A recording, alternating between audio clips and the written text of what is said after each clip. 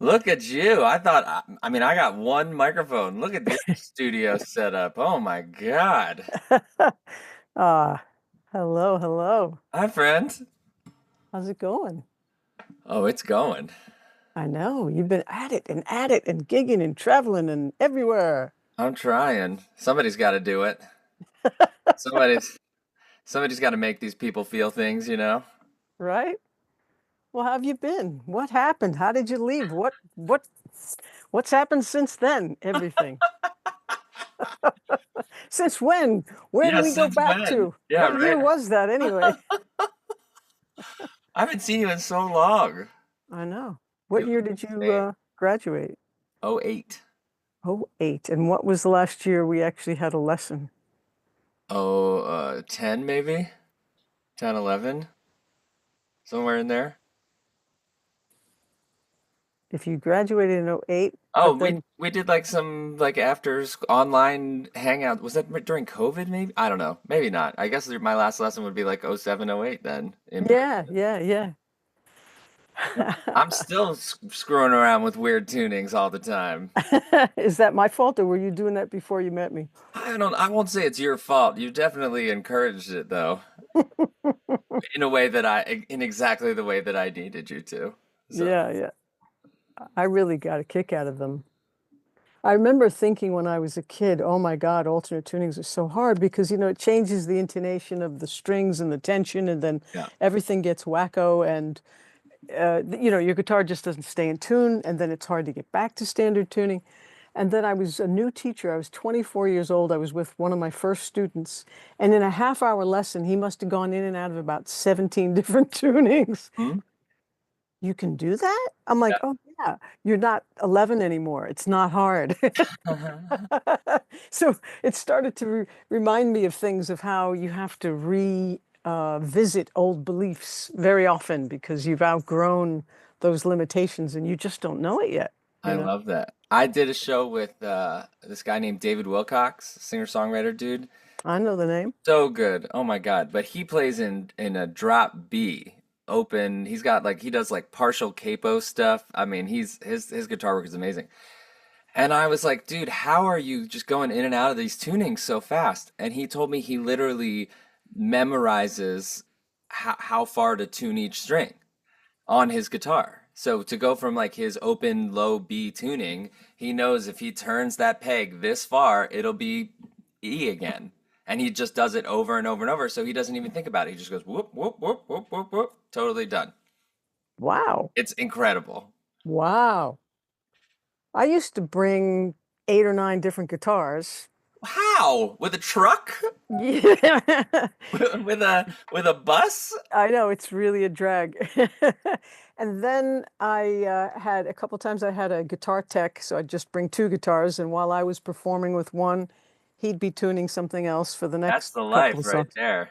And then I went to line 6 guitars, and they did all the alternate stuff for you, which was a blast, but I never always appreciated the sound, Yeah. like Yeah. the digital artifacts and the Yeah. strange sizzling stuff in those higher frequencies was not guitar tone that I wanted to Totally.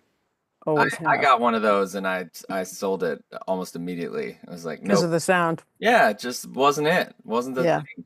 So it yeah. was really easy, but Well, did you get the electric one or an yeah, acoustic? it was an electric one. I think it was a Fender.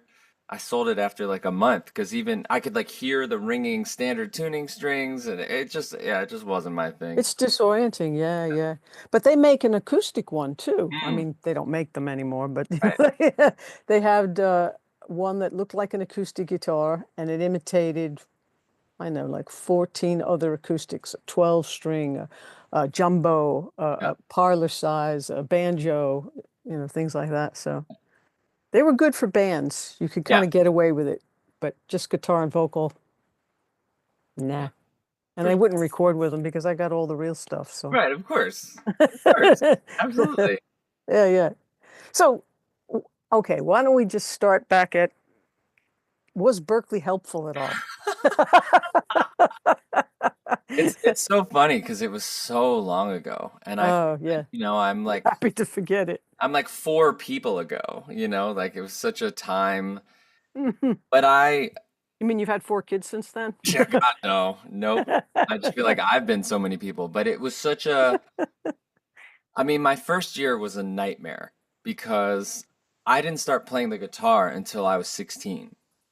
So I've been playing, I started the beginning of my junior year, sort of the summer before, but really the beginning of my junior year of high school. And then I just played all day, every day for like a little less than a year before I applied to Berkeley. My first year at school, I was like a mess because I was in, you don't do your, I knew I wanted to be a songwriter, but you don't do Mm, your major until like your second third. semester or third semester. So the whole Yeah. first year, I'm just in gen ed classes and then guitar classes. And I'm in Mm, guitar classes with kids that have been playing for their whole lives. And yeah. I've been playing 15 months. And like, Wow.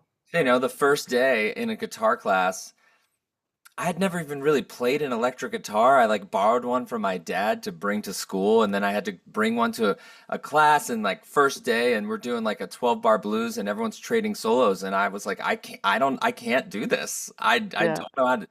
And so it was so overwhelming, but also like so inspiring at the same time because there were so many people that were so good there, Mm. and like I used to just stay up all night in those little practice rooms in the dorm, like 3, 4, 5 in the morning, just practicing and trying to write and trying to get better. And um, yeah, I mean, I met so many amazing people there, and I got so much better between when I got there and when I graduated. Um, yeah, I mean, in some ways, it was immensely helpful, deeply expensive, but like I wasn't, a lot of people leave. I wasn't ready. I couldn't have dropped out when I was a sophomore or junior or something. Like I wasn't ready. My songs weren't ready. My stage performance wasn't ready.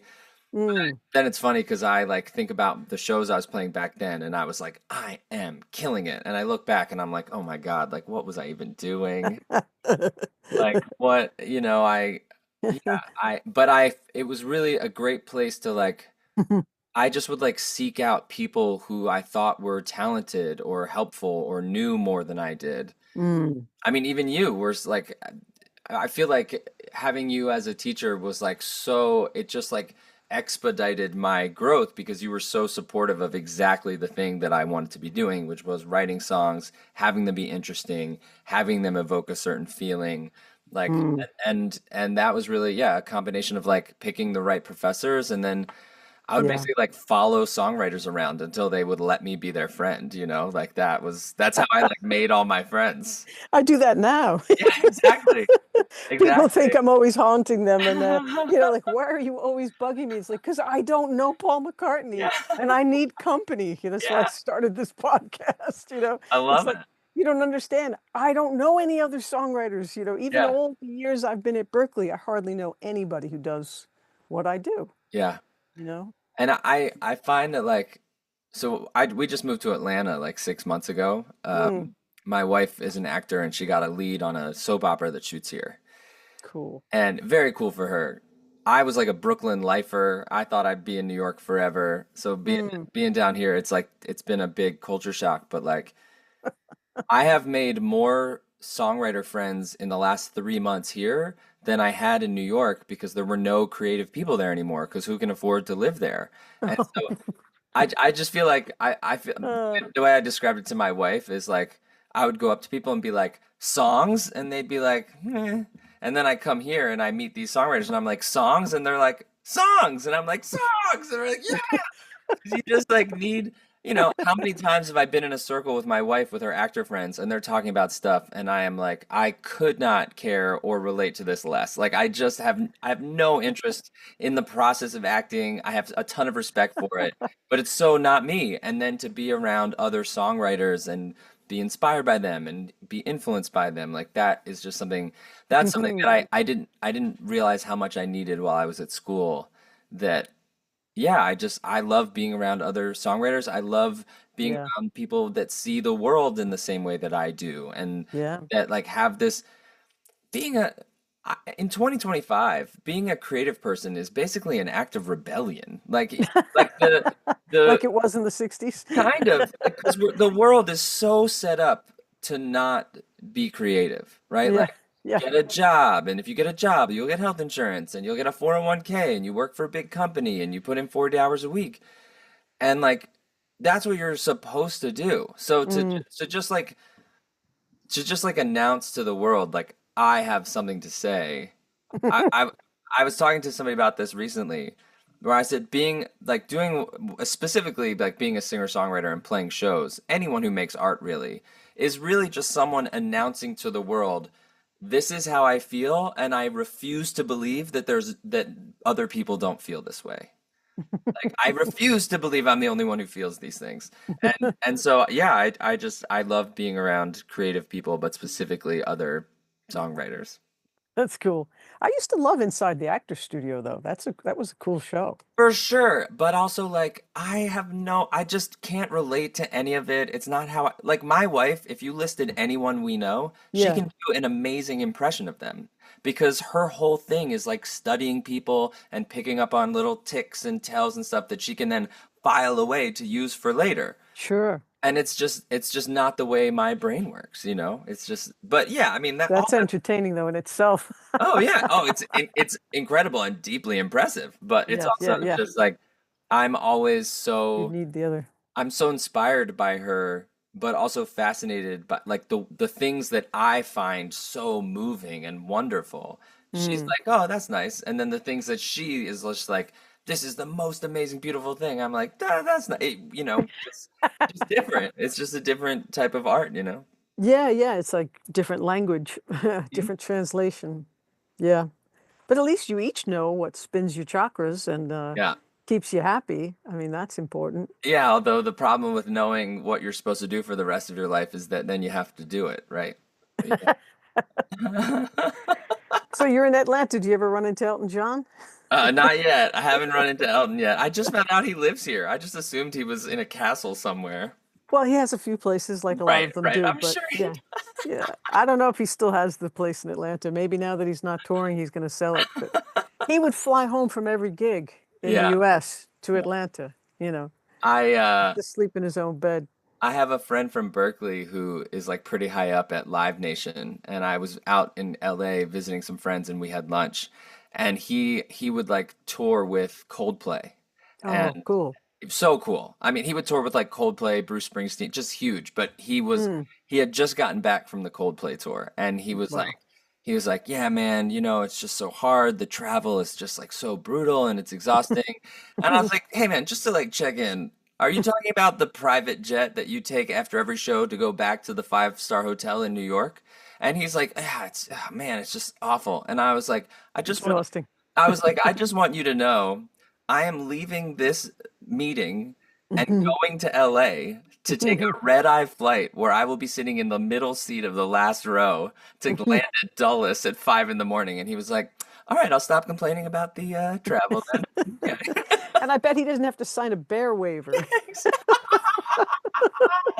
Oh, I'm so Oh, glad you saw that. oh, that was hilarious. It was like one of the funniest things I've seen on there in a long time because who doesn't have a million ridiculous gig stories, but you have to Yeah. tell that story because Yeah. it's just too good. Yeah, so I haven't been touring. I was like dealing with a bunch of health stuff for like starting in like 2021. I just got healthier like 3 or 4 months ago. So I've been like trying to book all these gigs as much as I can. And I was playing in Asheville and then I was gonna drive to Atlanta afterwards, but it was like 3.5 hours, and I thought the show started later than it did, and I was already driving 3 hours to get there, so I figured I'd get a hotel.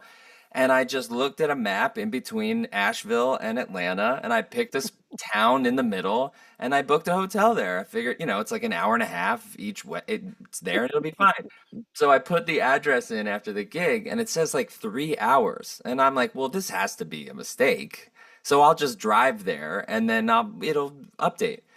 And then I realized after like 20 minutes later, it turns me off the highway. And I spent 3 hours in the middle of the night driving through like the scariest, curviest, barely roads. At one point, I turned my headlights off. There was no light for miles. I almost hit 9 different animals. I'm so stressed out. I'm scared. And I'm in this giant rental car and I just was like miserable. And then I finally get there and I pull into this hotel and it's this gorgeous, like glass building. It's just beautiful. And I was like, where am I? Like, what is going on? Because I didn't even know. I was like, is there going to be a hotel here? What's happening? So then I get there and I realize I've driven so far into the middle of nowhere. I got a hotel in like a national park, like a state park, national park or something. And so I pull in, it's like 1:30 in the morning, and the guy at the desk is so excited to be an employee there. He's like, "Oh my God, we're so glad you're here. This is the most amazing place." He starts telling me all the different things they have, and I'm like, "Dude, it's 1:30 in the morning. I'm leaving at 10. I'm not interested. Just give me my room key." And so he's like, "Oh, sure, sure, sure." So he gives me the key. I felt, and he's, "Oh, just real quick before you go, I just need you to sign this." And he slides it over, and I look down, and the first page is just a giant picture of a roaring bear.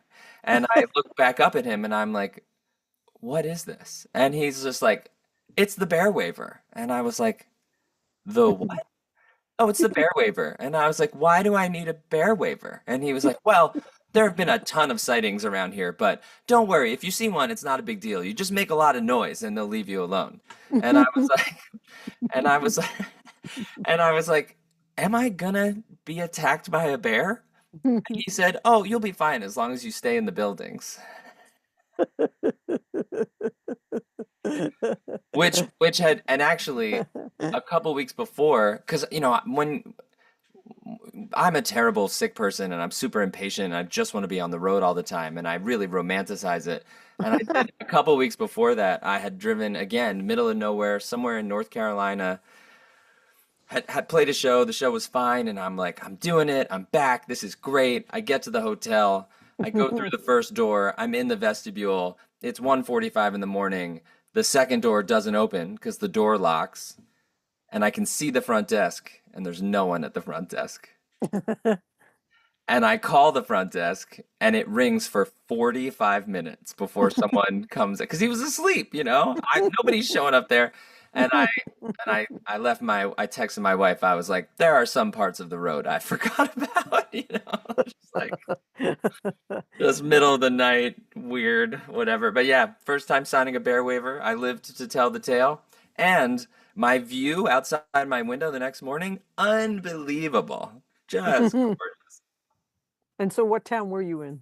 Oh, Or state? over. I think I was in North Carolina. I don't think, maybe I just crossed into Georgia. It's some weird name, Obrindi. I said to my wife, Jen, I was like, we should go back. It's beautiful. And she was like, there's bears there. I don't, I have bears here.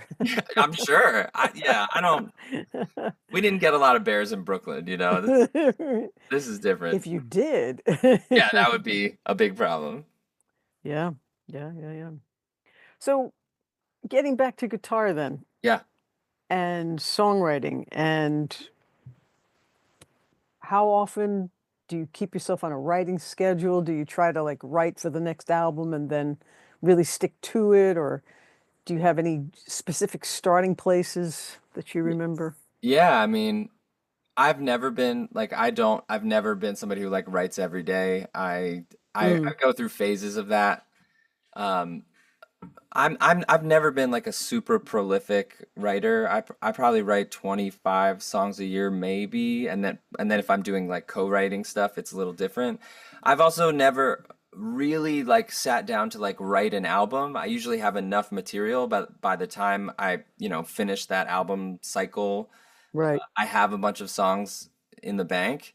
I definitely I had a period like during the pandemic and then after where I had just a lot of like really intense things happen where like I was dealing with my health stuff and that a bunch of trauma from that and then uh one of my roommate I lost one of my roommates from college which just completely threw me for a loop and a couple other things, family stuff.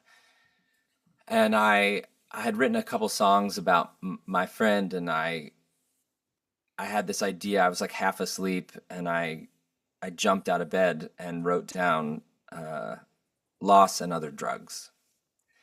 And so that's the name. So then I wrote an album called "Loss and Other Drugs" about just like some of the more Wow. challenging parts of being a human. You know, I sort of Mm, like I had that, and then my career was on hold, and like all this drama with my family, and I haven't talked to my dad in years, and that was a whole thing. And so that was actually the first time that I really had I wrote I had only had like 4 or 5 songs, and then I just wrote with like that in mind. mm, And really I think I used to really like I would sit down in the writing process and be like, and it would be like, what's the best song I can write, but also how can I get people to like me by listening to this song, kind of? Like, mm, how can I get them to think I'm lovable or witty or whatever it was? That's always like in the back of my head mm. for a long time, especially when I was younger, where it was like I'd finish a song and be like, oh, good, people are gonna like this and they're gonna like me because I wrote this, and it was really the first time where I just was like, I'm just gonna write whatever shows up to be written. Mm, 'Cause I mean, there was like a pretty good chance for a long time that I was never gonna get to do this again. You know, I was so my health was so bad and it was so scary.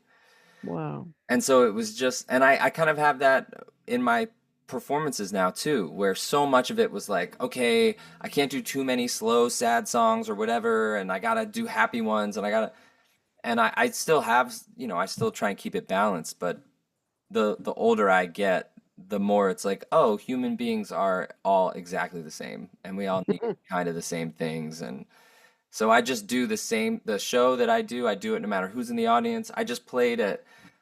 My friend works at the Sirius XM Pandora office, and she invited me to play, and I just literally was like, had all these, you know, executives in suits, and I'm like, am I gonna just rip my heart open in front of these people? And it was like, yeah. And I just, yeah, I mean, like I've never talked more on stage. Wow. I've never been more vulnerable on stage. I end every set with like an a cappella song because singing without a guitar like is the thing that freaks me out the most in the world. So then I make myself do it. Oh, wow. Yeah, I'm just like I'm just in a like Stretching.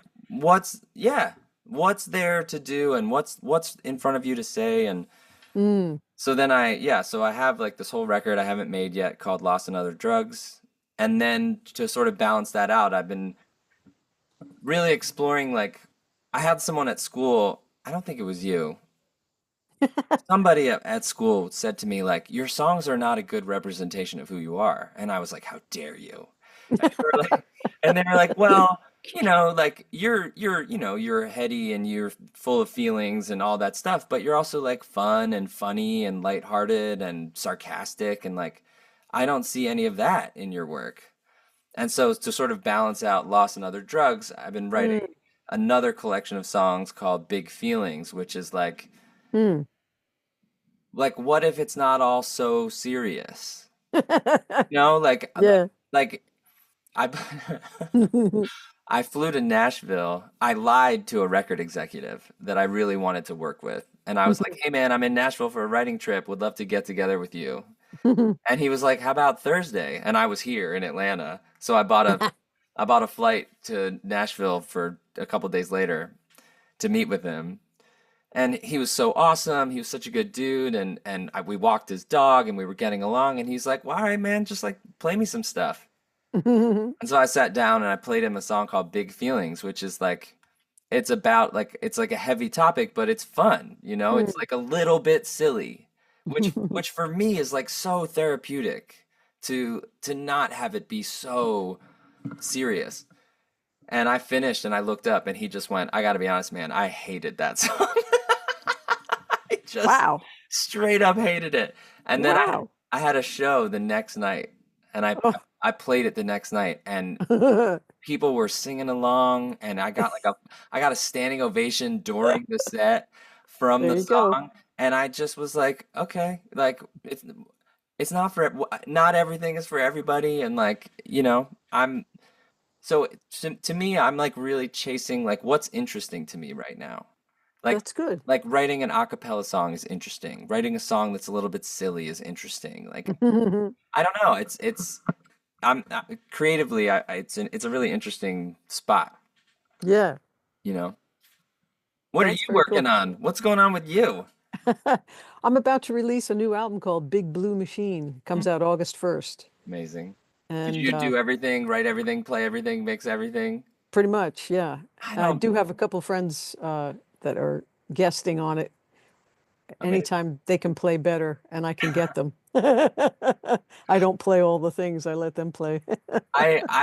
As I've gotten older, I'm so much more in awe of the people that are like, yeah, I kind of play everything. Like Mhm.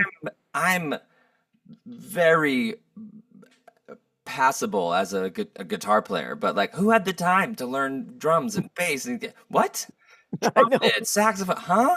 I know. They're different languages. What are you talking about? Well, it's Yeah. just they're all, I just pick it up and what?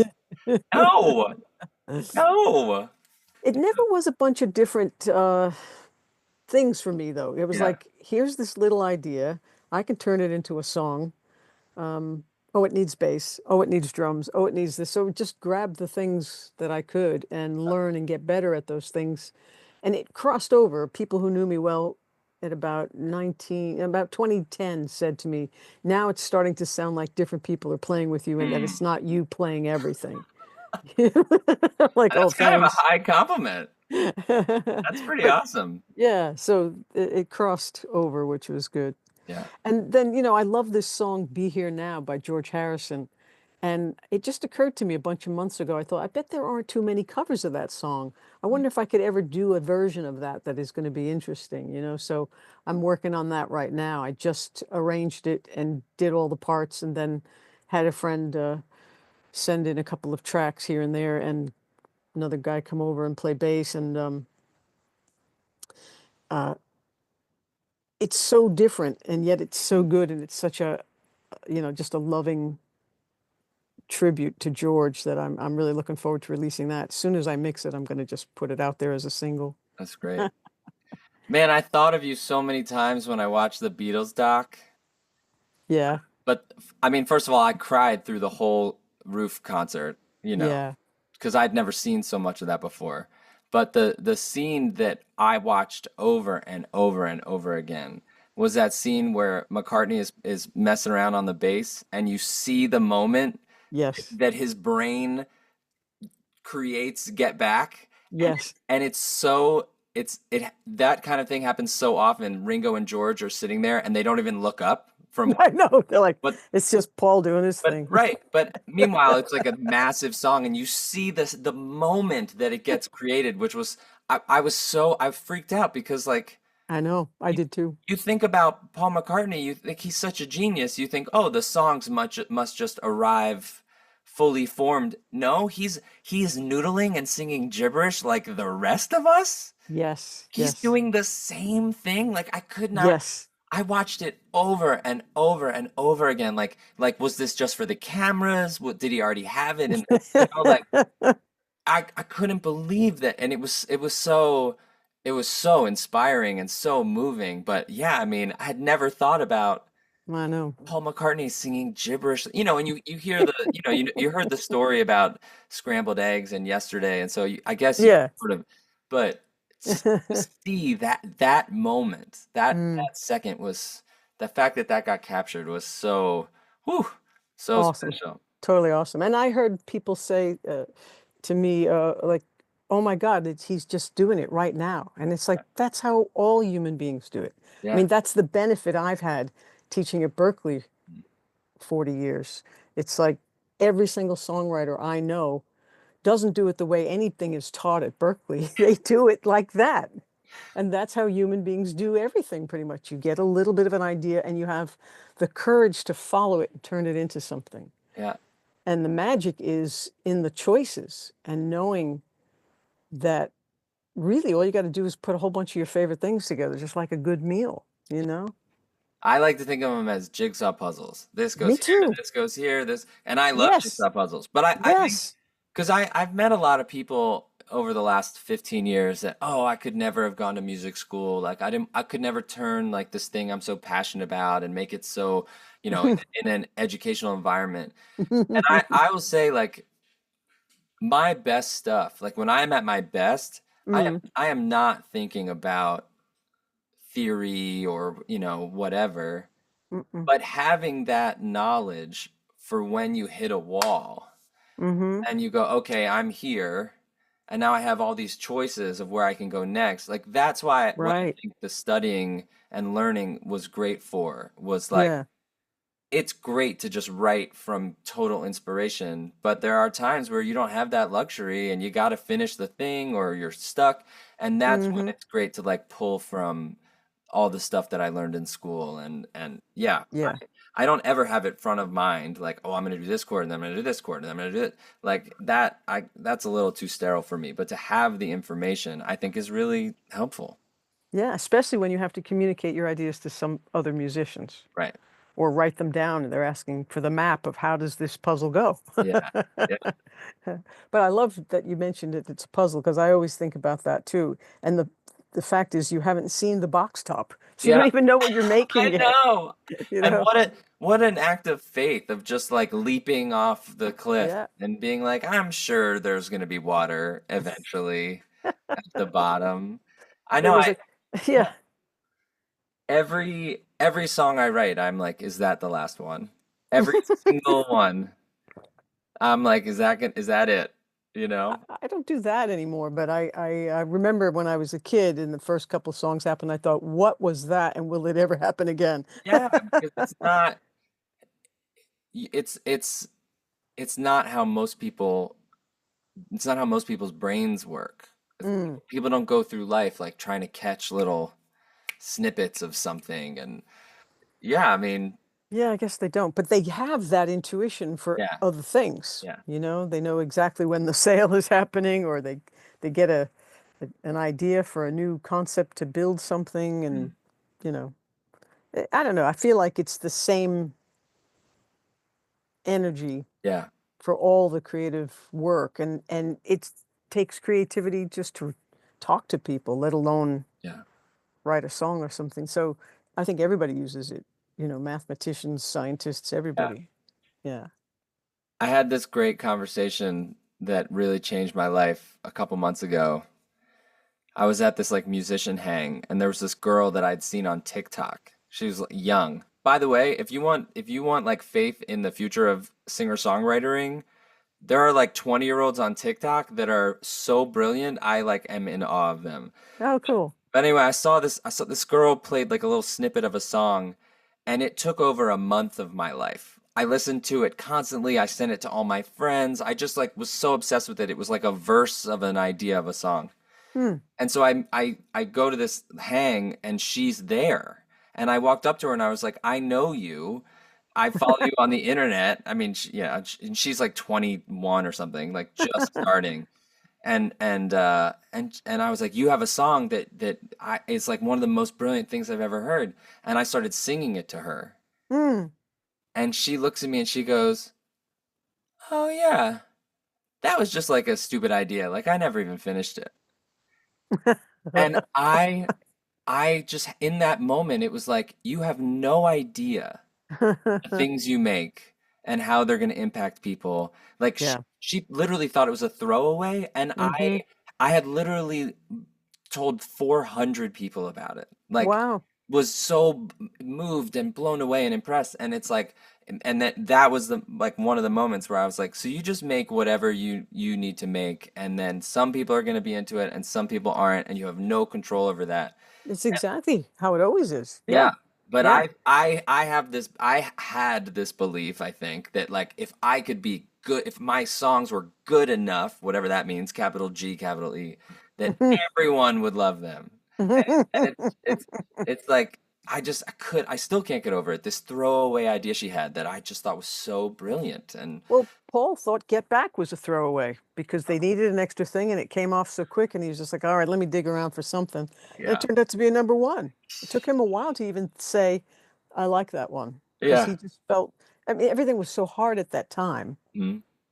that Mhm. everything was tainted by how they felt, you know. Yeah. So, And that was weird too to just like watch that dynamic and see what it was like and some of the like conversations with the hidden microphone with oh my God, John and Paul where you're like they're people. They're like real I know. people.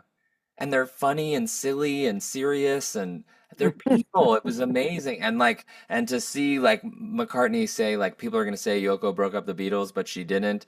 Yeah, Back then he said, just yeah. it was The, I because Yoko sat on an amp. yeah, He had so good. that maturity and that insight to know, wow, this is going to be a wild story, Yeah, yeah. But yeah, there's some really great books coming out lately. Mm. Like Chris O'Dell was a personal assistant for George Oh, I and didn't know that. Apple Records and stuff, and she has a wonderful book.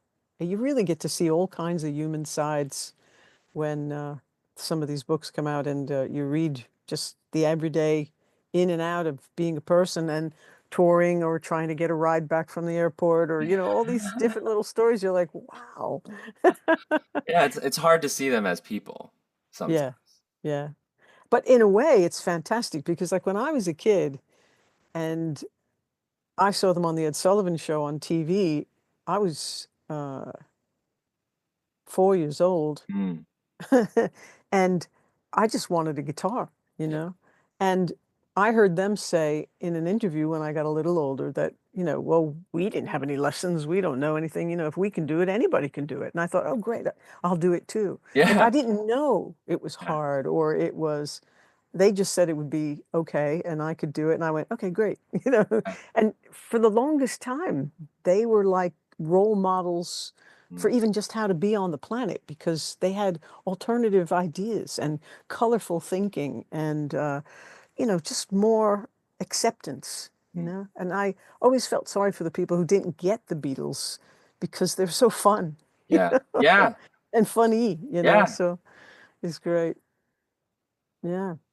So for me, it's like I'm always looking to find another way into this creative process, right? So I can write songs the way I always write songs, but then when I hear another artist say, "Oh, I went and found an idea this way," or "I wrote a story song," I thought, "Story song, huh? Wonder what thing has ever happened to me that I could write about a story or an event, Hmm. Like, because Paul will make up all these characters and people. Yeah, And George would say to him, who are these people? Who's, yeah, Desmond and Molly Jones? Like, what are you yeah. talking about? Because George wanted it to be literal and people he actually knew, I guess. But I remember thinking, Paul has this song called Mr. Bellamy, and he makes up this story because he was playing this piano riff and it came really cool. And out of his mouth just popped these words like, I'm not coming down, no Mm, matter what you say. And he thinks all of a sudden about this guy named Mr. Bellamy who's about to jump off the roof. great. And they've got people saying, take it easy, Mr. Bellamy, we'll get you down soon. And he's like, I'm not coming down. And so he has this whole little story going on in this song and all these different voices. And I thought, what have I experienced that I could put into a song? Like, you might even be able to make a song out of that bear situation because Bear waiver. as bizarre as it is, and you go, nah. Like, because when this was happening to me, I didn't think I'd ever write a song about it. But I was in a tribute Beatle band, and we were on after the Flying Willindas Great, at this great. summer circus, festival outdoor thing, because we played so many outdoor shows. And the Flying Willindas are doing their thing and all this stuff. And then this guy comes out of the outhouse as I'm about to go in. And he looks like a goalie. He's dressed in the biggest, blackest, darkest clothes, padding, ridiculous padding, all kinds of black face makeup and stuff. And he looks miserable and just like, ugh. And I come out, and all of a sudden I notice he's dousing himself with like kerosene. He sets himself on fire. He walks up to the top of a ladder and he jumps down into a cushion. And three guys are blowing him out with a fire extinguisher. And I'm going, wow, I really like my job. That's like, I'm so glad you do that so Yeah, I that was like, I don't have to do like, that. can you imagine if you have to set yourself on fire every day because that's your job? So I wrote a song called The Man's on Fire. I love that. That's so great. And I tried to write it from three different perspectives, like my perspective, because I actually had the experience of the guy walking past me, and the audience's perspective, and then his perspective, like this job sucks.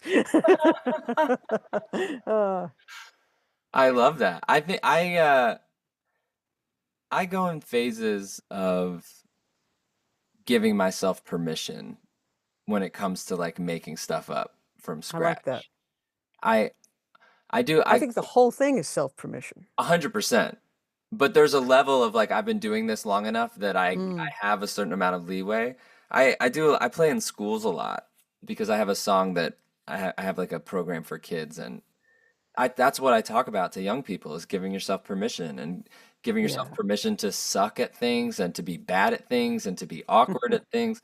Like it's just all the things I wish someone had told me when I was a kid. Yeah. But I like even have been doing this for over 20 years and writing as many songs as I have, it's still like, can I can I do that? I don't know if I can. And I think for some reason I always go to Paul Simon and I think about like, well, I can't write about this, but like Paul Simon could. Well, he wasn't always Paul Simon. He wasn't always Paul Simon. He was just a dude sitting in a chair with a guitar. And then I go like, I'm a dude sitting in a chair with a guitar. And yeah, but when I do, like when I have pushed myself, those are the songs that I am the most proud of, for sure. Ones that felt hard to do. Yeah, first that were like a stretch, that were like uncomfortable. Because listen, I could tune in drop D and do like a pretty finger picking thing, and I could bang out a very nice song for you in a couple hours. Hmm. And I've done that hundreds of times. Yeah. But to play in a different style or from a different perspective or to make up that to me is like making up fake people doing a fake thing. Like that Mm. is that's just that Well, dude. that's Sorry, go ahead. stretching yourself. Yeah. Yes, That's cool because it's, taking a new direction and trying to keep it exciting for yourself. yes, That's why Paul keeps looking for new ways, yeah. you know? I love And that. even when he left the Beatles, he was like, I can't keep writing the way I write. I have to write different things to start fresh. And it was like, Meanwhile, we're all like, "No, Paul, it's okay. You could just keep doing what you're doing. It's totally yeah, we just love it all. Just fine. Just keep being yourself, oh, please. whatever you got to do, man. Just keep doing that. It's we're But with you, man. We're with you." the misconception about the Beatles, though, is that they didn't have any lessons and they didn't use, Mm, didn't study or whatever. But they all used the same book. right. Bert Whedon's Learn Guitar in a Day. And I was like, what? I had no idea they used a book. So that explains why George knew all those cool chords. Mm, love it. Uh, but yeah, I read that in Graham Nash's book. It's Mm. like, I don't know what the big deal is about the Beatles. We all use the same book. But that's what I'm always saying and care about with my students. It's like everybody has the same notes, everybody has access to a bunch of chords. You could always enlighten your life a little by adding more chords because it's Yeah, just a bigger box of crayons. yeah. Don't be afraid of all the colors. All my favorite artists used all the colors, the Beatles, James Taylor, Fleetwood Mac, Mhm. Doobie Brothers, Allman Brothers, Stevie Wonder. I mean, those are, Yeah, it's everything. It's like what all the standards and everything were written with. But uh, what are you going to do with all this stuff? yeah, That's the point. yeah. Like, what are you going to make that's yours? And I guess Berkeley's whole thing has been from a player's standpoint for so long that they still to this day, I don't think, grasp what a singer-songwriter really is Mm. or how to teach what that is. So um, I love that in my own little corner for the past 40 years, I've been this haven for the songwriters and just some really good company for me to Mm. have songwriters on my schedule. Well, in case you were wondering, your students feel the same way because I had so many teachers there that I just was like, we're speaking different languages and like Yeah. I don't care about this Yeah. and then yeah, and then I remember like when I had to go sign up for for lessons and they were like, "What do you do?" And I was like, "I'm a singer-songwriter." And they're like, "Ah, we'll give you to Lauren." Like, Yeah. all right, you go down down the hallway to the weird door at the end.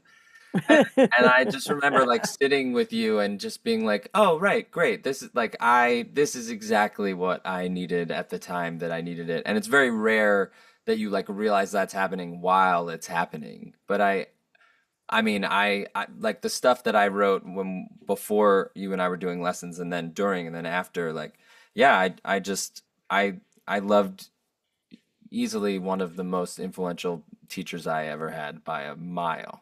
Oh, cool. Yeah. And I'm sure there are like 800,000 other songwriters in the world that feel the same. Maybe not, but I would assume. But I just, Oh. I think what music doesn't do, in my experience, and just seeing it from like the actor world from my wife, they do a really good job of like mentoring.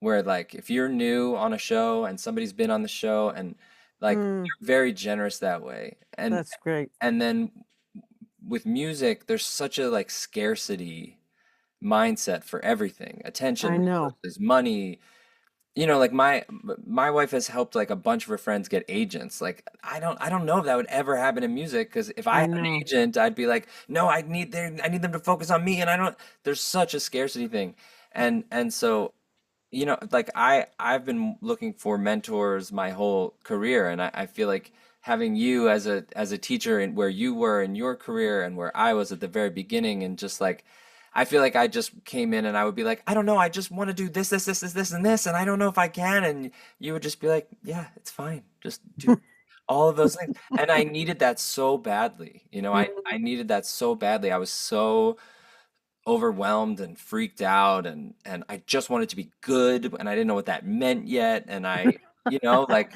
Yeah, yeah. and I just wanted to get better but I didn't it was a weird combination of I was so arrogant. I thought I was amazing even though I wasn't, but I still wanted to get better, and then as I got better my arrogance went down and but I mean you were such like a haven in that for me at that time for sure. Like That's so awesome.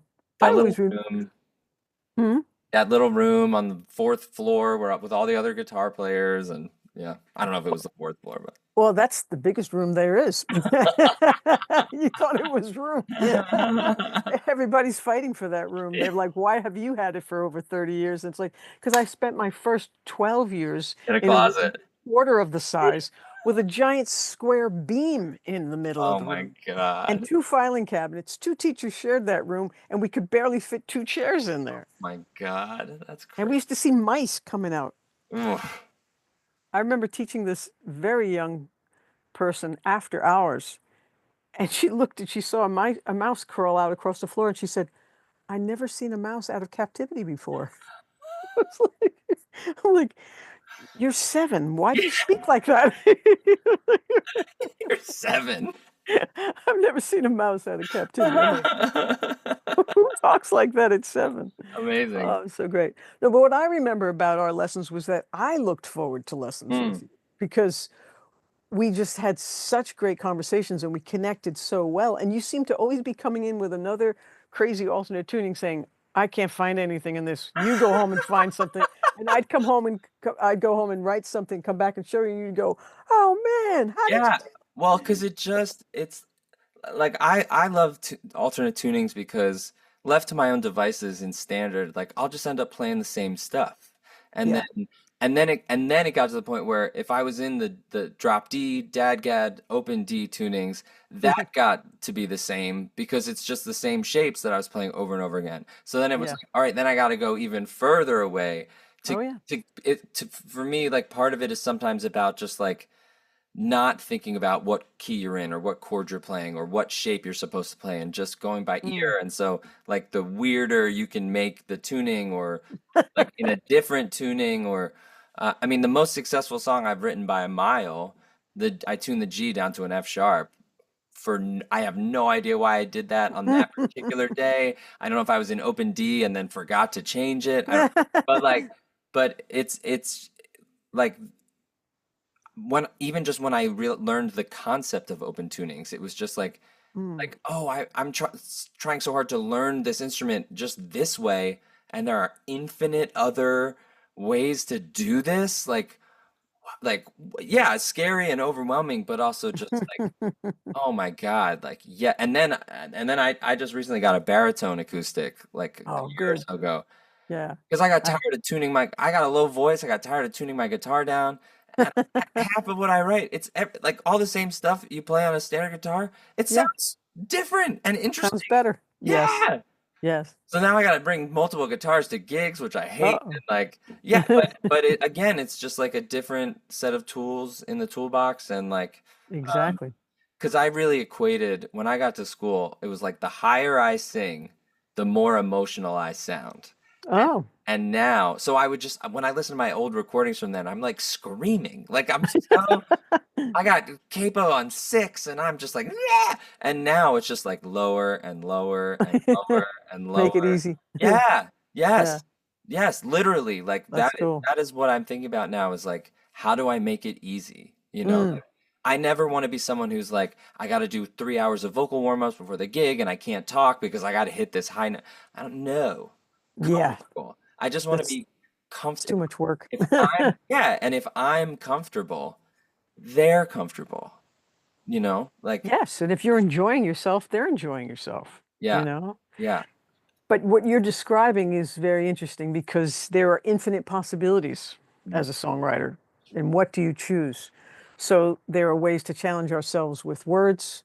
There are ways to challenge ourselves with rhythm and the prosody of how those words match up with the rhythm of the melody. There's melody.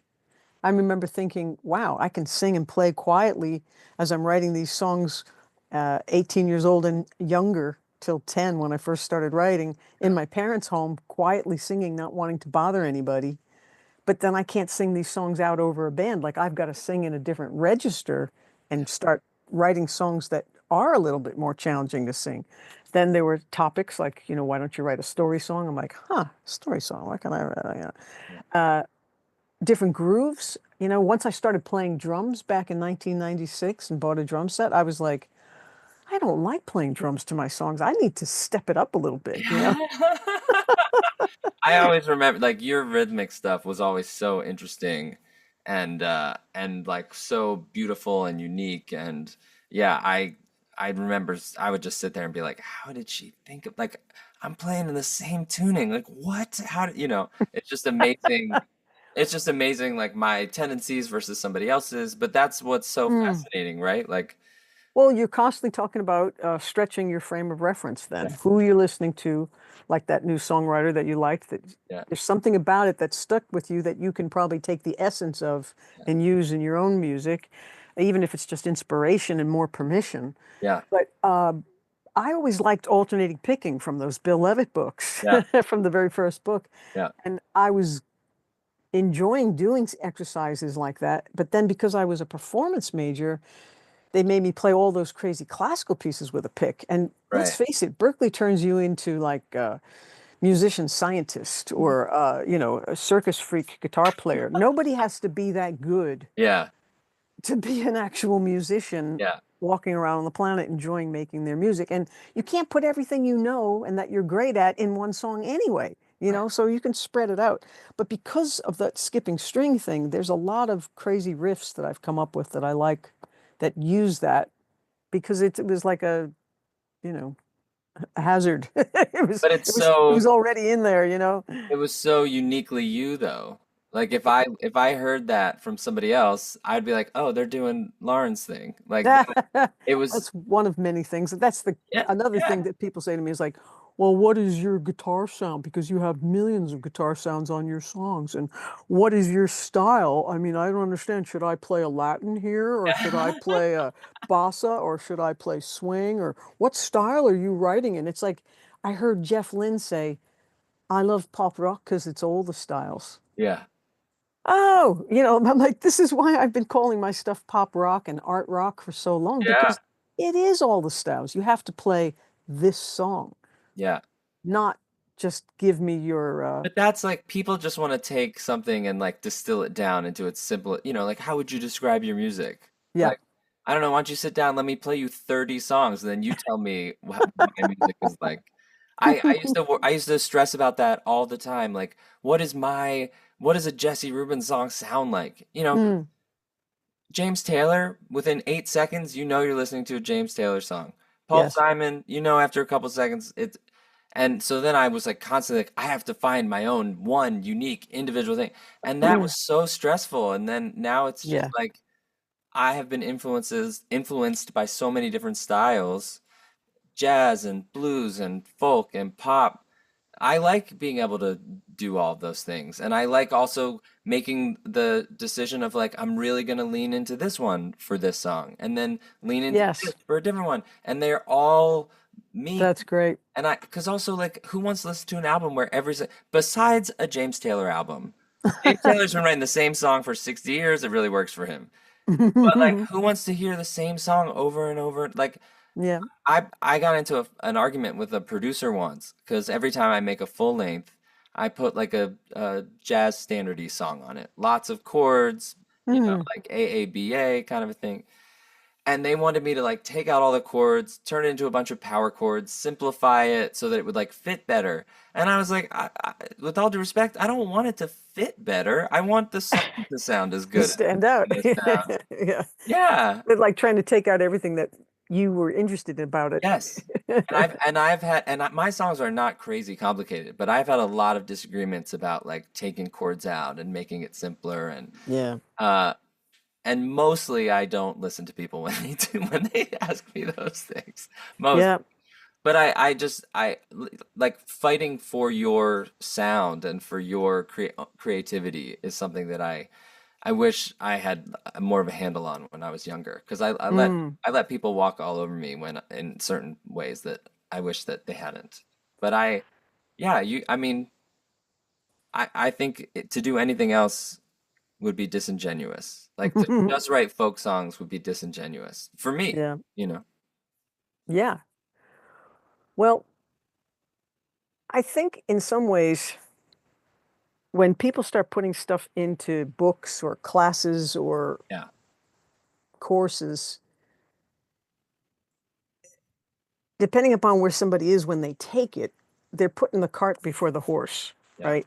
Because the younger you are that you discover some of these things on your own, the more natural it is that you can't get talked out of your original mm, connection.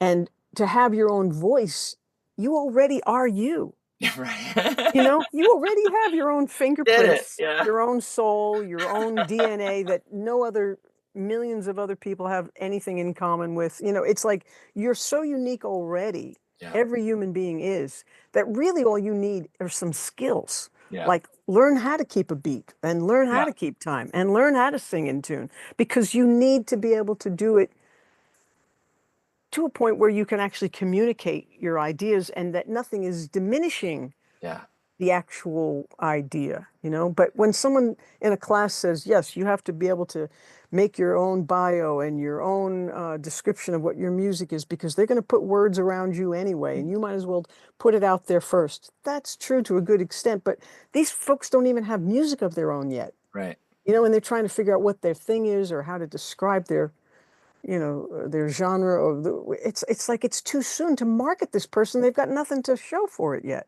I talk to mostly it's like high school kids when I visit schools Hmm. and and they'll be like, how do I get started? And I want to like everyone under 18 wants to like blow up on the internet. Like that's what they want to do.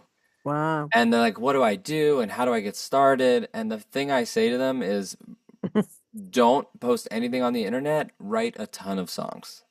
Good Like for you. write a ton of I've had parents email me and be like, my 15-year-old daughter, she wants to be a singer-songwriter, like I'm trying to what should I do for her? And I want to be like, don't do anything. She's 15. Let her be a kid and figure herself out and find her voice and be bad Mm, at things. And there's so much pressure to be perfect on the internet now. And like, you have to mm. already be famous. And like, yeah, I mean, it's like, get good. Get good. Yeah, get good at all the things that you enjoy Because doing. I've also seen, and first it was like, YouTube, people doing covers on YouTube, and then Instagram, whatever. Now it's TikTok, and you see these people with these huge followings, and then you put them on stage in front of people, and they can't do it because Yeah. that's not the same skill set as being on a phone. And so you Mm, have a lot of young people. Like for me, I love being in front of people. It terrifies me, but I absolutely love it. Like mm. this move, like hey, like talking into your phone, I hate it. They're the opposite. They're so comfortable talking directly into a camera, like Mm. and being vulnerable and musical and all these things. And Wow. and then in front of an audience, it's like, what do I do? And Yeah. so yeah, but it's a weird like yeah, it's a weird balance of like protecting yourself and trying to get better and not having everything be so open and I don't know.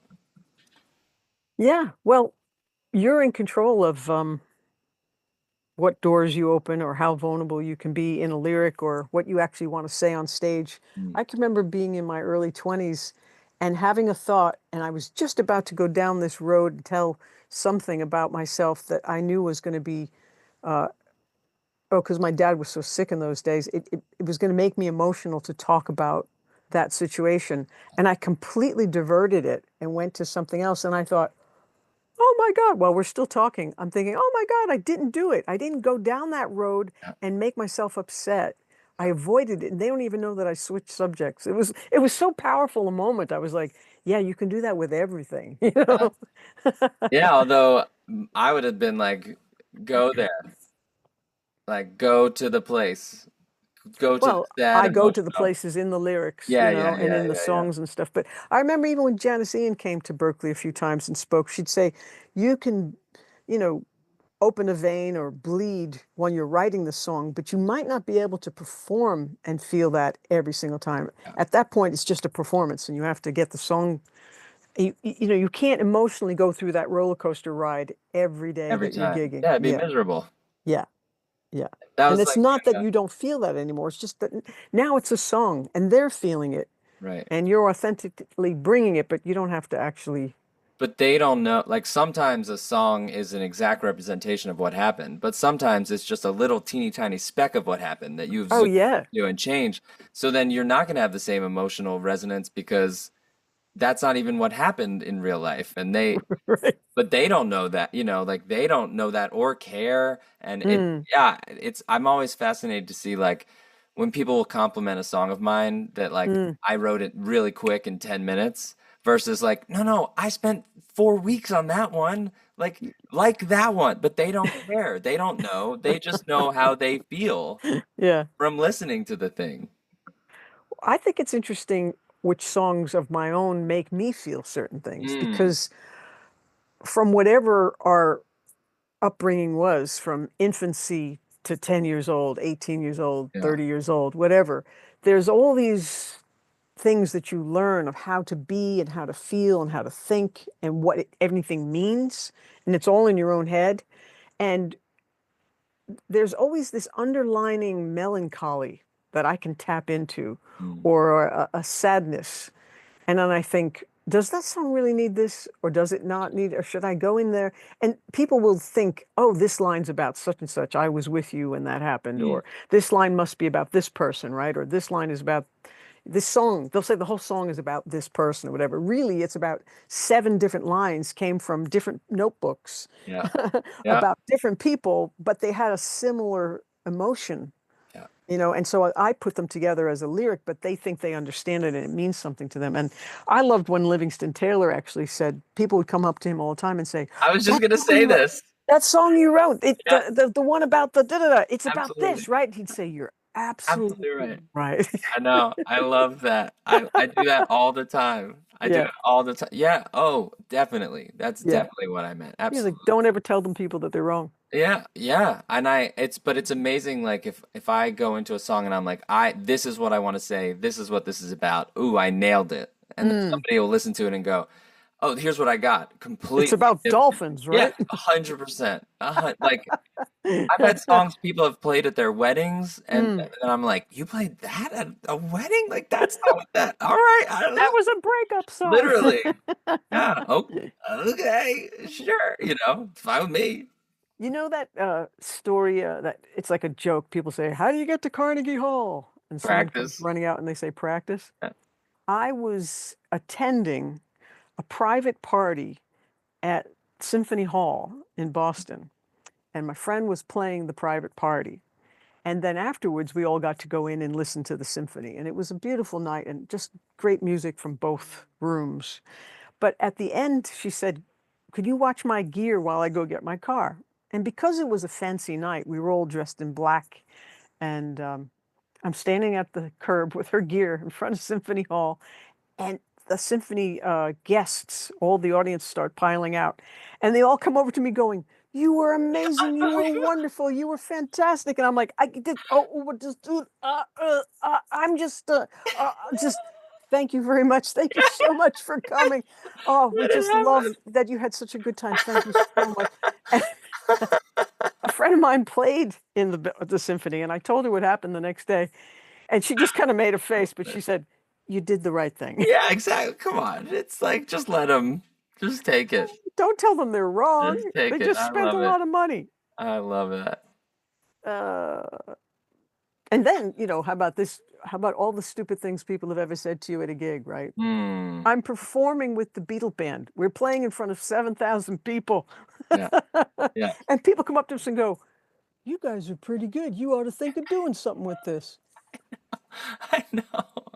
I just I've been doing a lot of like house concerts and private parties, and Oh, cool. because I'm trying to get back into performing, and selling tickets is stressful, and there's a lot of really great house concerts. And I Hmm. just I just did one in Philly a couple nights ago. Speaking of like people saying weird things to you at gigs. Yeah, tell me the weird gig Well, and stories. and first of all, my idea was like I stayed in my mom's house, which is where I grew up, and I used it as a home base, and then I just drove to Jersey and Philly and all over. And Mm. so first of all, I ran into people I went to high school with, and like that's always weird because if you're not like music is the only thing that if you're not a household name, I know. people just like, hey man, you Have I heard of you? You still doing that music thing, huh? And I'm like, I sure am. I definitely am. And they're like, well, good luck with that. But I did this house concert. I did this house concert and I got there and the mom and daughter were like so excited because they love music and the dad slash husband was like miserable. Like I was like, thank you so much for having me and setting everything up. And he just looked at me and was like, he just was like, I didn't have a choice. And Oh. then, and he's like quiet, doesn't say anything. And then the show starts. We're outside. It's a beautiful night. There's 30, 40 people there on chairs. Nice. And the family whose house it is, who's hosting, they get hammered to the point where they're just like yelling things at me the Oh, whole no. set. Like at first it was like, all right, we're in Philly. I'm from Philly. Like I can throw down. I'll be snarky. You can be snarky. It's great. And then it just became about them. And I would start playing a song and they would start yelling stuff out. And I literally would just back away from the microphone.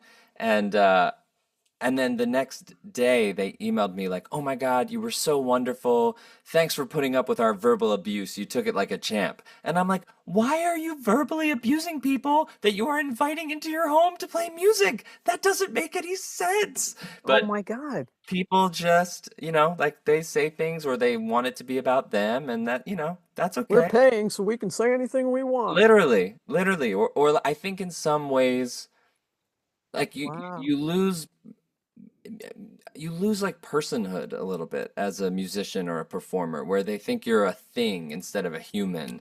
And Yeah, you're a target for yeah, sure.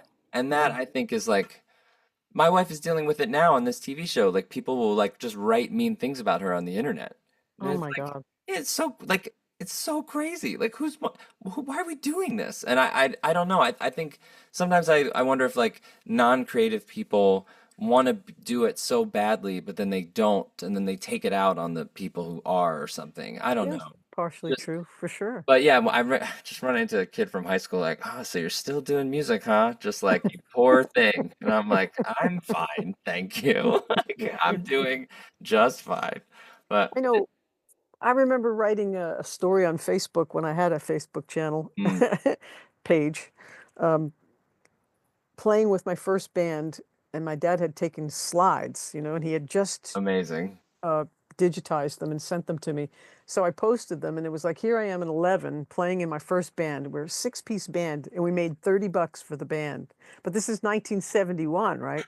So one of the comments was something like, "Oh, you poor thing, like you're a musician, like that was a dumb move to stay a musician just making 5 bucks a gig or whatever." But Yeah, it turned out that 30 bucks was a lot more money than 30 bucks in yeah, 1971. yeah, So it really wasn't that bad for being 11 to earn yeah. that much money each.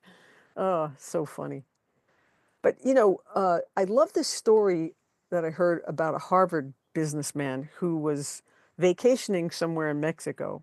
And from his balcony window of his hotel, he could see a young Mexican man going out every day on a little boat and coming back within a short amount of time with these two big, beautiful fish. So he went out to talk to him one day and he just said, Senor, Senor, excuse me, excuse me. He said, where are you going? Why did you stop fishing? I see that you only catch two fish a day.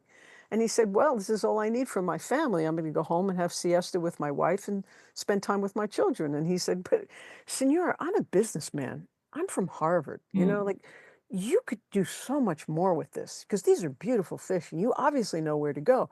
He said, "Well, you could go out and spend a little bit more time and catch a few more fish." He says, and then what, senor?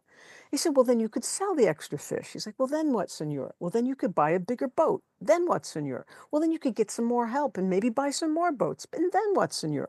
Well, then if you work hard enough, it just went on and on and on and on and on. You can get a whole cannery and you can have offices in New York City like me. And you could be a businessman that, sells all this fish that you catch. And then what, senor? Well, then you can make enough money so that you can retire early and have siesta with your wife and spend time with your children. I'm like, yeah, but the children have grown up now, That's like yeah, and you missed it. you missed it. So it, God, I just love that capitalism. story because Yeah, in some ways, that was my first couple of decades of being so jealous of the people who I was at Berkeley with who became super rich and famous. And I yeah, thought, oh my God, that was like they hit the lottery and they're not even that good. How could they yeah, get so far in this music career? And I'm a much better musician and writer and singer and everything else. And I realized it's not about good. yeah. It's about entertainment. It's about personality. It's about, do you really want to do this? Like, it took me a long time to even admit to myself that I don't even like doing some of those things. Mm. I like doing this. Yeah, Paintings. I yeah. like making sound paintings. Mm. That's my favorite thing to do. Create a song from out of nowhere, turn it into a finished record. I'm in heaven. Yeah. And I love sharing it with people, but performing it necessarily, I don't care. I can't do the 100 Interesting. tracks that are on there every Yeah, time by yeah, yeah, myself. yeah, yeah, It yeah, makes it hard, so then people don't get the same impact. yeah, yeah. So to find the essence of what it is you're really looking for, what you really want, it's like freedom, the money to live the way you want to live, safety, Yeah. time to use however you want to use your time, in a nice, safe place to live. I mean, the basic things uh, have nothing to do with fame and fortune or It's almost like capitalism doesn't work and ruined it for everybody. I I know. because which is so ironic because I'm almost the opposite. Like I don't hate, but like being in the studio, Not it's your favorite. exactly the opposite of what I love about Yeah. music, which is like connecting and with other Hmm. people. And I love writing and I love performing. Like those are my Yeah. two. And then I That's cool. record because you have to record in You order got to. to have something to share. But anytime, like when people are talking at a show, Mm. and I'm always like, Just do what you're supposed to do.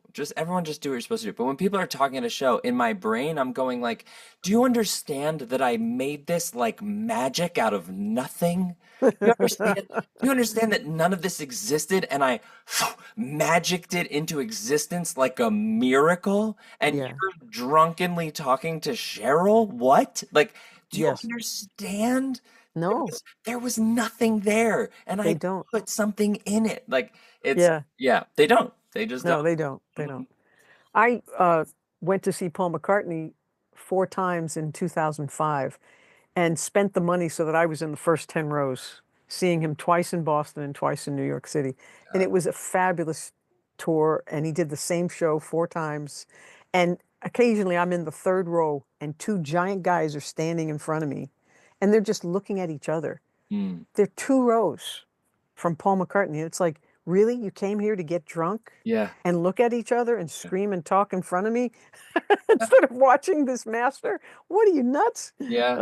I Uh, mean, I said because the show I played on Sunday was really special, and I say on stage now, like in 2025, like the thing that is the hardest to get from people is attention. So hmm. when you have it and when they Yeah, give it generously, that yeah. is a special thing. And in a live show setting, the more generous they are with their attention, the better I'm gonna do, the more they're gonna get out of it, the more I'm gonna get, like everybody. Oh yeah. But attention, like that's like when you're competing with a cell phone, it's hard.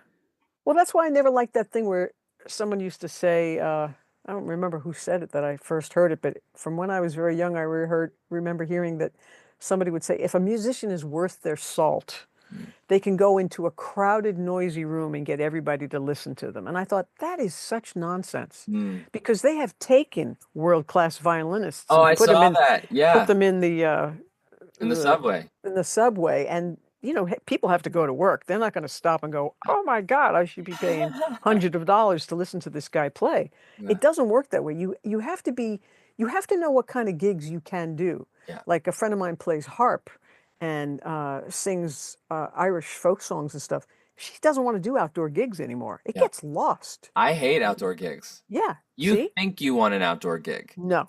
You You have to have a think band for an outdoor gig. in your head you're picturing an outdoor gig. You have to be loud as heck. But also so many things out of your control have to go right. Yes. Like And it's too much to control. the one that I did where they were like heckling me, there Mm. were two birds in a tree and they were squawking at each other loudly to the point where people were looking at the tree. But also like They were louder than the sound system. literally, but it was also humid and windy and it had rained a little bit. Like you want what you want. Yeah. I think that human beings crave connection and Mm. will do almost anything to avoid it. So the like so I've seen people start to have like feel things when I'm singing Mm. and then they'll reach for their phones because they don't want to deal with they don't want to be with the feelings they're having. And I like it's a similar thing where like we'll be outside, it'll be fun, it'll be whatever. Like no, let's go inside where we can feel connected to each other and like Mm. I don't have to be screaming the whole time and I'm not Yeah. competing Where with you can, cars and like all these. Yeah, I don't blame yeah. your friend at all. I literally was like, can we Hmm. just stop doing outdoor shows? Like Oh, yeah. I mean, sometimes, especially if we were playing in some of those festivals and stuff, the band has got to be set up right next to a generator. It's like, do you realize my microphone's going to be picking up this generator and feeding it into my headphones for the whole show? I just did a show. Forget it. We're not going to record this one. I just did a show in North Carolina where Mm. they added a stage to the rooftop of a bar and they put the stage next to the generator that does the whole HVAC unit for the building. Oh, And we're wow. setting up and I was like, this is going to be turned off, right? And they were like, oh no, no, no, like we can't turn that. And it's just the whole it's like singing inside a vacuum. It was just so funny like that nobody went, maybe Yeah, they don't think of these things. over the Lauren, I played at the SiriusXM Pandora office in Atlanta today, and I showed up early, and they were like, "Oh, you're early," and I was like, "Well, I need to set up," and they were like, "Oh." They have a stage, they have chairs, they have the whole thing, but they like people just don't know. They just Oh, don't, yeah. They just it's The fascinating. four-piece band would go in to play, first night, Yeah, and we'd have 800 people a show, yeah, right? And people standing outside all night waiting to come in. And we do four shows. And we get there 3 hours early. They're like, 3 hours early? You don't even need a microphone. Listen to this place. It echoes. You yeah, can just sing in here. You're fine. And it's like, we cannot do what we do yeah. without the sound system or all the special effects and the electric guitars. And they're like, whoa. And then after the show, they understand. Right. But we've set up outside. This was a long time ago because the band's long gone, but we'd set up outside, do a sound check, be all ready to play, and it starts to rain. We had to tear it all down, bring it inside, do another sound check in front of the audience, Yeah. and do the show over. Like, do it again. Oh, I cannot tell you, especially when I do school stuff, because I always make sure there's a sound system, the yeah. number of times that someone has looked me in the eye completely seriously when I'm like, where is the mic stand that I told you I needed? And they go, oh, we just thought we'd just have someone hold it for you. It's happened to me dozens of times. Really? So you're Uh-huh. singing all night with someone standing next to you? No, I would never do that. Either I have to go buy one or like I've duct taped it to a broom stuck into a thing. Like, yeah, no, absolutely not. Absolutely not. Not having someone stand there like with someone's arm. No. But yeah, people just don't know. And then yeah, and but like if you played the same show without all the effects, they wouldn't enjoy it as much, but they wouldn't be able to tell you why, you Exactly. know. They would just say, they're not very professional. Right, right. Exactly. Exactly. Yeah, I used to do a lot of guitar and vocal gigs at hotels and lounges, and Hmm. I'd convince places that they should hire me instead of having the jukebox play. And I got it down to a science. I brought my own sound system, my own mic, my own stand, even my own stool, so that I could sit on something and stand and have the option, but Yeah, that it didn't have arms. yeah. Because so often they'll go, "Oh, we have chairs," and then Uh-huh. you're Uh-huh. you're like this and the trying to play Uh-huh. guitar with the chair or the arms. Or they like want you to set up 400 yards away from everyone or behind a pole or yeah, I mean, Yeah. uh-huh. That's all part Oh, of yeah. it. No, I sometimes like when I get in those situations where I'm like I, I'm gonna get out of this. I don't know how I'm gonna get out of this, or I'm just gonna live through this, and then I'll cash that check and never think about this again, you know? Oh, yeah, never go and never come back again. Well, the funniest part about the house concert that I did, I came home and I was so mad and I was like, they treated me like garbage and they yelled at me. And Mm. it was like a whole thing. And then I paused and I turned to my mother and I went, and I'd go back anytime because there's way worse ways to make $800, you know? Like, I'd still go back. I know. It's like, well, they fed me and I got $800, so Yeah. better than staring at a computer all day. Yeah. And that Yeah. and that as I get older, that is the thing. Like I'm still doing all my own booking and all my own everything, and Mhm. I'm really trying like how can I get it so that I can get other people on the team Yeah. so that I'm not doing what essentially feels like a sales job, you know, except the Oh, thing I'm sure. selling is me. And You are. Yeah. yeah, like when I start to feel like I have a sales job is when I start to like go insane because it's just I'm so not built for that. I'm Yeah. so not built to like sit in front of a screen all day and be productive. Like I'm not, I can't, Mm. that's just not how my heart works, you know? Yeah. Yeah. Well, it's good Yeah. and it takes a while. And then some things you can do for a while and then it changes and, you know, I go in it's phases of like, goes time to do something else. yeah, It's cool. And do you do any teaching as well? I, I don't do any one-on-one stuff. I really like doing like master classes. So That's cool. when I go to like schools or summer camps, especially if the kids are like high school age or a little bit older, Mm. I'll do like stage performance stuff. Oh, I'll cool. do songwriting stuff. I'll do creative writing stuff. That's great. A lot of it is like a lot of the creative writing stuff is like it's just give yourself permission. Like Yes. write something stupid, read it in front of the class. Nothing matters. Like get used to being in front of people and being Mhm. vulnerable, like that kind of stuff. I've also honestly, like when I go and play for younger kids, like for some of them, it's the first time they've ever seen a human being play an instrument and sing at the same time. Yeah. And that is like the best because they're like you can just do this. You don't what? It's so exciting. But I know. I teaching I don't think like one-on-one teaching, I don't think I have the patience for it. Like you really gotta like have a certain type of disposition. But although Mm. I really love watching people be creative like that. That is like Mm. so. I did another show recently where they had like, oh, can we have this local band open for you? And I said, of course. And it was like two brothers and a friend. And were they amazing? Absolutely not. Like, but they'd been wanting to do it their whole lives. They'd been wanting to play like an acoustic show for their friends. And Oh, cool. I was so moved by seeing them play because most people never do the thing that scares them. They just talk about it. Yeah, They did it, and that's great. I love that, and I love getting to like support young people to do those types of things, and anyone honestly, like That's super cool. I'm sure you have this all the time when you're in a group of people and you tell people what you do and they're like, God, I wish I could have done that. You're so lucky you're doing that. I should have done that. Or I wanted to Yeah, be a actually. painter, or I wanted to do this, or I wanted to do this.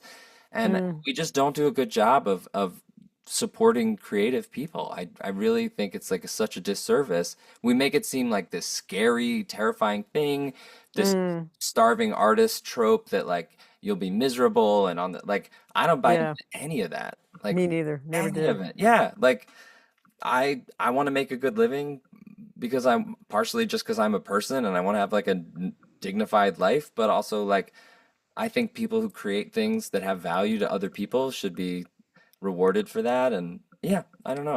I like how many thousands of people have I met who are like, well, I'm a dentist, but I really wanted to play the trumpet, or and that breaks my Right. heart a little bit because it's like, Yeah.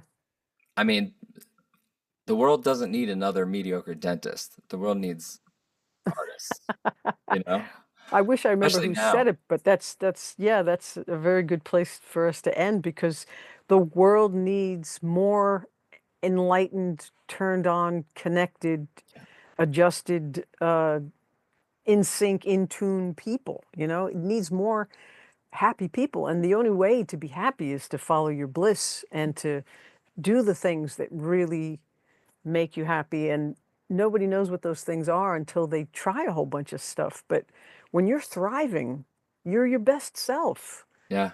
And I if mean, everybody could just take care of their own yeah. energy supply and take care of their own needs, Yeah. it'd be okay. I mean, when the day I write a song, I am floating. Euphoric. And my favorite moment in the lifespan of a song is after I've finished writing it and before anyone else has heard it. And Really. and because it's just mine. Ooh, that's a And, good place. and I don't know if it's good yet, and I don't really care. Yeah. And I just made a thing. I, You played with the energy that creates worlds. yes, I love that. That's such an amazing way to say that. Jesus. And then as soon as I record it for the first time, I put it away. Uh-huh. And when I hear it for the first time, it's almost like I've forgotten it. And it's like one of my favorite artists has a new song, and I'm so psyched to hear it. And then I realize, oh, yeah, That was I me. did that 7 hours ago. That's Yeah. great. Or like, you have an idea, especially me, like I have a lot of ideas late at night and I'll just like whatever. And then, Mm. and then sometimes like a couple days later I'm like, what is this? That was me? Like, oh man. Oh, well, that's it. You have to be turned on by your own stuff. And Yeah. you really can't talk about it with other people that much. They It don't sounds get it. you sound insane. You sound talking about writing songs. Like I sat in my chair and then I looked at the wall and then I doodled a little bit and then I like picked up a guitar and then I put it down and then I turned to the piano but didn't play. Like it's insane. If there was a camera on me while I was writing a song, my family would think I was insane. I'll, I'll pace in circles around the room. I'll go outside. I'll come back in. I'll pick up a book. I'll put it back. I'll pick up the like. I look like a crazy person. And Kiss the dog. yeah, literally. And then at the end, you have a thing. Yeah, And yeah, like making I feel the most human and alive and vulnerable when I am in in the process of writing something. that's And it. and like being open to it showing up and working through it and thinking through it and like I feel the most myself. That and like on stage in front of an audience are the two times where I feel the most aligned with where I'm supposed to be. And then the Yeah. rest of the time, I gotta be a person. I know I gotta drive places and run errands and pay tax. I don't want to do it. I don't want to do the dishes. But I when know. I'm doing those two things, Yeah. like I'm like, oh, okay. This is what I live for. Yeah. Yeah, and Yeah. unfortunately, that's when you're not even there, and it goes like that, and then it's over. You know. But yeah, I love the only way I describe it is when I was 16 and I picked up that guitar. My life finally made sense to me. There you go. And there are And what times made you pick it up? I'd been wanting to play since I was 5, but my dad was a guitar player, and and a jerk, so I didn't want to be like him. And then I finally got over myself and was like, it's time. Like, because I took piano lessons for 10 years. I wasted so much money. I was a decent piano player when I was like 7, but Wow. the whole time I knew that I wanted to play guitar. And then I got a little Ibanez acoustic, and I was, the thing was I would like transition to playing like Clapton or Jimi Hendrix, get a Strat, Hmm. and I sat with that acoustic guitar, and I was like, nope, this is it. This is it. Yeah. This is where I live now, you know. And I've been That's it's been 22 years, and my whole life revolves around that decision I made when I was 16. yeah, my whole Or life too. 4 when the you saw the Beatles on Ed Sullivan. Yeah, so great. Well, this has been fantastic. So cool to hang with you again. I love it. You're so great. You're so great. I just, yeah, I mean, I think about you all the time. I think about like things you've said to me when I'm in the middle of writing songs. I like again, like anytime I see anything cool about the Beatles, and I just think I had a lot of teachers at Berkeley that were brilliant musicians and not great educators and supporters of it's hard to be like a young creative person and not know who you are. And I just think Yeah, for me, and I'm sure so many others, were such an invaluable part of my becoming not just a songwriter but a professional too, and to do this and to have a voice and to follow your your ideas and tunings and guitars. I just, yeah, I mean, I you were I needed you, you know. I needed you too. I can remember thinking, gosh, just teaching proficiencies or just teaching the nuts and bolts. This isn't where it's at. Yeah. I can do this because I'm like an artist in residence that wants to share the magic part, you know. That's what you were doing basically. And Berkeley can only charge you for the information, so they don't have that many artists there. The Yeah. artists would rather be out doing their art. Right. But they have a lot of educators. And I thought, well, I'll do this for a little while and see. Yeah. Little while. Yeah. And I Little remember while. saying to a class once, choose your ruts carefully because you'll be in them for a while. Well, they're lucky to have you. I hate to say it, but and I'm sure there are a lot of kids there now and in the future who need you and not what any of the other things that are happening there. And there's a lot of brilliant people there for sure. Mm, But they like have, yeah, for what I needed and where I was in the world, like if you hadn't been there and I had some just like crazy jazz head for private lessons, I'd have been miserable. I know. I'd have been miserable. That's why I'm glad I made that connection at 10 years old. I Yeah, did that even though I was doing all the performance stuff because I just loved guitar so much. yeah. But what I was trying to get at was I knew I got to start spending more time with songwriters here Mhm. because I'm lonely Yeah. teaching here and not having like-minded folks, to share this kind of stuff with. And I was thrilled to have you on my schedule. I mean, I've taught over 10,000 students in my Wow. 40 years, and when I Wow. retire next May, it'll be 42 years that I've taught at Berkeley, and I have hardly ever had as much fun in the lessons as I did with you. So I really appreciated Love that that. you were in my life. When I think back to my teacher when I was 9 years old, he talks about me all the time, he says. Yeah. And all his friends that he introduces me to, or his wife, they'll always say, "Oh, he talks about you all the time." And I'm like, how could this little kid from 9 to 14 years old, studying with him only 5 years, because my dad pulled the plug. The lessons were $4.50 a half hour in 1969 to 1974. And he said, "We'd like to put that money towards something else for the family. Do you mind could you teach yourself the rest now? You know how to play now, right?" I was like, When you're I'm gonna 40. forget everything I ever learned. I need these lessons. Oh my God. So I'm 14 and I'm on my own for 4 years before I get to Berkeley, just going through the Bill Levitt books. That is And so he talks good. about me all the time. I'm like, "What do you talk about this little kid all the time? What the?" Because most people are not us. Yeah. Most people are not artists totally in love with creating sounds and making songs and being so dedicated that they show up consistently and that they build a body of work and that they actually become who they become. Mm. Most folks quit. I am far too stubborn and I have never wanted to be good at anything else, and I'm not good at anything else. Me neither. So I don't have a choice. This is choose your ruts carefully. Yeah, yeah. I can't believe that many kids. That's amazing. Are you the longest have you been there the longest of anybody? No, Jim Kelly's been there 50 plus years by the time he retires, and some other people there even longer. Um, I thought I'd only spend about 5 years there Yeah. because I'd become rich and famous and move on, to bigger and better things. But you know what happened?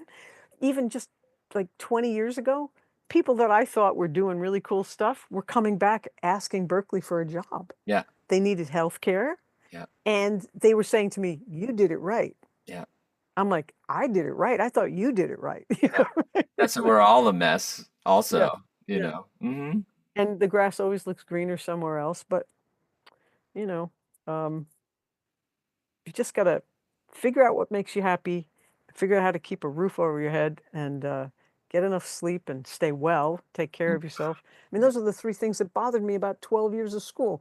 They don't teach you how to stay well, they Yeah. don't teach you how to, control your thoughts and emotions, and they don't teach you how to take care of your money, and it's like, like I mean, I remember when I left Berkeley, I had a the like I had a this thought that just would not go away, which was like, I'm supposed to be just ready for the world now. I'm like, I've learned everything. I don't know how to be a person. What?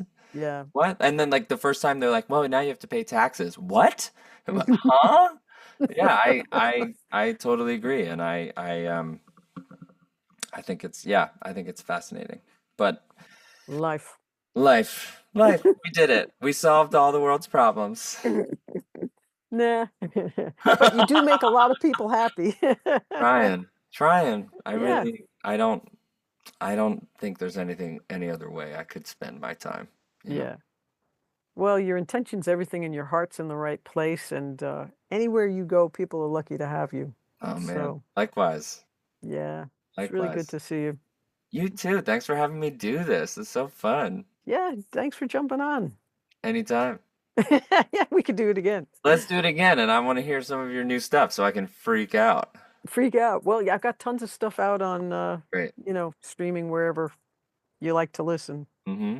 and tons of videos on YouTube, like tons of stuff on songwriting and creative process and Mm-hmm. just how things happen, like fishing for it, like Paul. I still do that, by the way. That's like a carryover from music school. Oh, are you a drummer? Oh, you play trumpet? Oh, no, no, you're a guitar player. Oh, no, you play bass. My wife makes fun of me all the time. Oh, you're a singer. She's like, it's always like, they know what those are. You don't have to do this. Boom, boom, Yeah, boom, boom. exactly. I don't know if that's from music school. I think I did that ever since even before music Oh, school. I totally got it from Berkeley. Totally. That was like such a thing there. I remember having a tea set sitting on a placemat on top of the dresser in my dorm room, and I was waiting for my roommates so we could go down to breakfast, and they weren't lined up, so I went over to move one, and it was a pitch. Every time you moved one, it was a pitch. I Mm. started putting them in an order of a scale. And that's when you knew you Yeah, were it's like different than other you are people. wacky. Yeah. Yeah, in the best way. Well, this is Well, so fun. You're the yeah, best. you're the best. Thank you so much, Thanks Jeff, for having me. and take good care. You too. Ciao.